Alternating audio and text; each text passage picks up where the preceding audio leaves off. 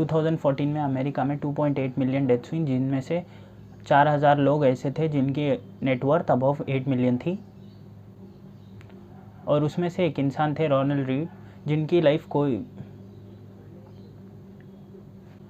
वो उनकी फैमिली में सबसे पहले ग्रेजुएट थे और उन्होंने 25 ईयर्स तक एक गैस स्टेशन में एज अ मैकेनिक काम किया था और उसके बाद एज अ जैनिटर एक ग्रॉसरी स्टोर में काम कर रहे थे।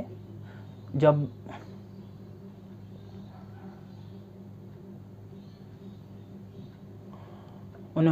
वो जब 38 ईयर्स के थे उन्होंने एक फ्लैट लिया था 2 BHK का, जो कि उन्होंने एक घर लिया था 2 BHK का जो कि $12,000 का था और 50 की एज में उनका डाइवोर्स हो गया। उसके बाद से वो वही घर में रह रहे थे और 2014 में जब रोनाल्ड रीड 92 ईयर्स ओल्ड के थे उनकी डेथ हो गई। तब वे उन 4000 लोगों में से एक थे जिनकी नेटवर्थ 8 मिलियन थी, जिसमें से 2 मिलियन वो अपने ग्रैंड चिल्ड्रन को दे दिए और 6 मिलियन वो डोनेट कर दिए नॉर्मल लाइब्रेरी और हॉस्पिटल को। उन्होंने कोई कैसीनो में जैकपॉट मारा था, ना उन्होंने कोई लॉटरी जीती थी। उन्होंने जो भी उनकी सेविंग्स हो रही थी वो उन्होंने ब्लू चिप स्टॉक्स में इन्वेस्ट कर दिए और टाइम टू टाइम उनके पैसों को ग्रो करते करते वो $8 मिलियन हो गए। 2014 में एक और इंसान था जिसका नाम है रिचर्ड कूपन। ये इंसान हार्वर्ड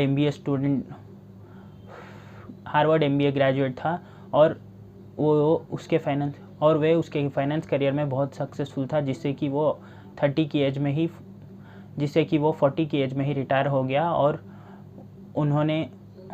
उसने अपने लिए एक मैंशन लिया जिसमें 11 बेडरूम्स थे, 2 बाथरूम, 2 स्विमिंग पूल और 7 गैराजेस थे और उस घर को मेंटेन करने के लिए उसको $90,000 मंथली पे करना पड़ रहा था। इससे आपको पता चलता है कि वो इंसान कितना अमीर था। और जब 2008 फाइनेंशियल क्राइसिस हुआ, उसकी सारी वेल्थ डूबने लगी, जिससे कि उसको बैंकरप्सी फाइल करनी पड़ी और वो ब्रोक हो गया। पहला लेसन है लक एंड रिस्क। आपको तो पता होगा कि बिल गेट्स ने बहुत अर्ली एज से ही कोडिंग करना स्टार्ट करा था, बट आपको ये पता है कि 1968 में 13 साल के बिल गेट्स एक ऐसी स्कूल में थे जिसमें कंप्यूटर था और वो गिने चुने स्कूलों में थी जिसमें कंप्यूटर एक्सेस था। और बिल गेट्स ये भी मानते हैं कि अगर उनको कंप्यूटर एक्सेस उस उम्र में नहीं मिलता तो आज माइक्रोसॉफ्ट एग्जिस्ट ही नहीं करता होता और बहुत सारे कॉलेज ग्रेजुएट्स को भी एक्सेस और उस टाइम पे बहुत सारे कॉलेज ग्रेजुएट्स को भी कंप्यूटर एक्सेस नहीं मिल रहा था, जो कि 8th स्टैंडर्ड में बिल गेट्स को मिला था।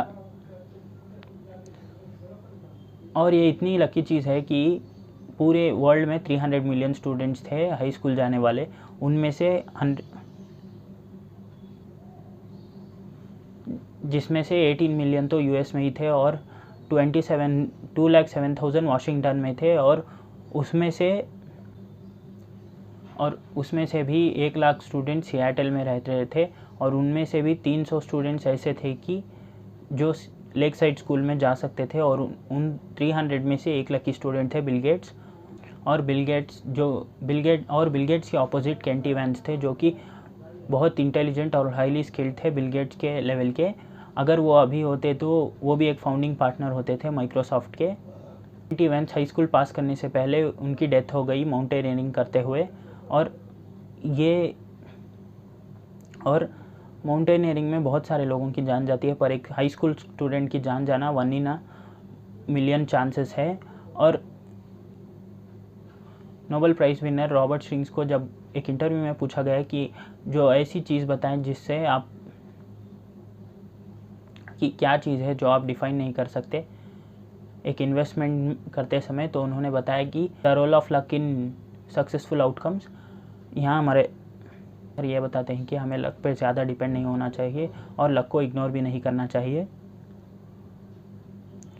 फॉर एग्ज़ाम्पल अगर आप भी एक बिज़नेस कर रहे हो जिसमें 80% चांसेस हैं आपको सक्सेस होने के और 20% फेल होने के, अगर आप तब भी फेल हो गए तो आप अपने आप से क्वेश्चन करें कि आप क्यों फेल हो गए।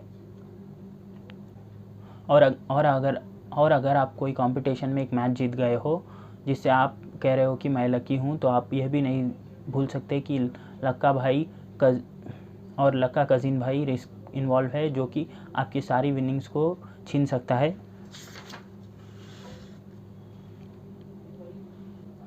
दूसरा की लेसन है नेवर एनफ। कैच-22 के ऑथर फेला जब एक पार्टी में जाते हैं तो उनके दोस्त उन्हें ये बताते हैं कि जो इस पार्टी का होस्ट है वो एक बिलियनर है और वो इतना कमाता है एक दिन में जो कि तुम अपनी ज़िंदगी भर में नहीं कमा सकते। तो जोसेफ मुस्कुराकर रिप्लाई देते हैं कि मेरे पास जितना है मैं उसमें खुश हूँ।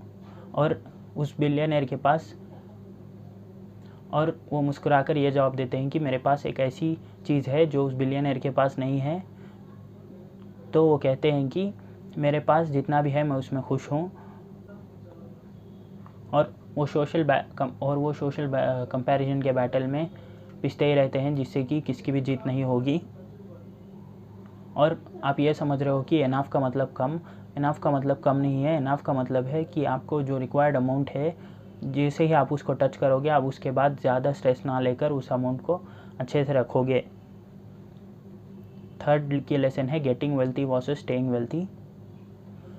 यहाँ हमारे ऑथर हमें 1929 का एक इकोनॉमिक क्राइसिस एक फेमस सक्सेसफुल ट्रेडर थे जिसका नाम है लिवोमो। वो उनके टाइम के बहुत सक्सेसफुल ट्रेडर थे और उस क्राइसिस के बाद बहुत न्यूज़ आने लगी कि बहुत सारे इन्फ्लुएंशियल लोग सुसाइड कर रहे हैं क्योंकि उनकी वेल्थ डिस्ट्रॉय हो रही, क्योंकि उनकी वेल्थ ये कम हो रही है या नहीं है। तब लुवोमो की फैमिली टेंशन में आ जाती है। जैसे ही लुवोमो घर आते हैं उनके काम से, तो उनकी वाइफ उन्हें पूछती है कि क्या हुआ करके। तो वो रिप्लाई देते हैं कि आज मेरी लाइफ का सबसे इम्पॉर्टेंट लेसन है कि आज मेरी लाइफ का सबसे इम्पॉर्टेंट मोमेंट है क्योंकि आज मैंने $1 बिलियन कमाए और मैं बेट कर रहा था मार्केट क्रैश पे कि मार्केट अभी डाउन जाएगा और मैं सक्सेसफुल रहा। और दूसरी साइड थे अब्राहम जर्मन जो कि एक मल्टी मिलियनर थे और उन्होंने अपनी सारी वेल्थ रियल एस्टेट से कमाए थे और वो बेट कर रहे थे मार्केट पे कि मार्केट अप जाएगा। और इसके चलते उनकी सारी वेल्थ चली गई और वो डिप्रेशन के चक्कर में आकर सुसाइड कर लिए। आप इन दोनों के एग्जाम्पल से ये जान सकते हैं कि वेल्थ आराम से कमाई जा सकती है पर उसको मेंटेन करना बहुत टफ़ है और सिर्फ एक ही इंसान इसमें कामयाब रहा मेंटेन करने में उसकी वेल्थ को। और आप जहाँ चाहे वहाँ इन्वेस्ट नहीं कर सकते क्योंकि अगर आपके रॉन्ग डिसीजंस लेने से आपकी वेल्थ कम भी हो सकती है और आप सारे बैड डिसीजंस को अवॉइड कर अपनी वेल्थ को सिक्योर रख सकते हो। यह सारे की लेसन्स हैं फ्रॉम द बुक ये सारे लेसन्स है साइकोलॉजी ऑफ मनी बुक से, जिसके ऑथर है रॉबर्ट कियोसाकी। ये सारे की लेसन्स हैं एक बुक के जिसका नाम है साइकोलॉजी ऑफ मनी। इसके ऑथर है मॉर्गन हाउसेल। अगर आपको भी आदतें बनाने में तकलीफ़ हो रही है तो आप इस दिए गए वीडियो को क्लिक करें। मिलता हूँ आपको वहीं पे। बाय।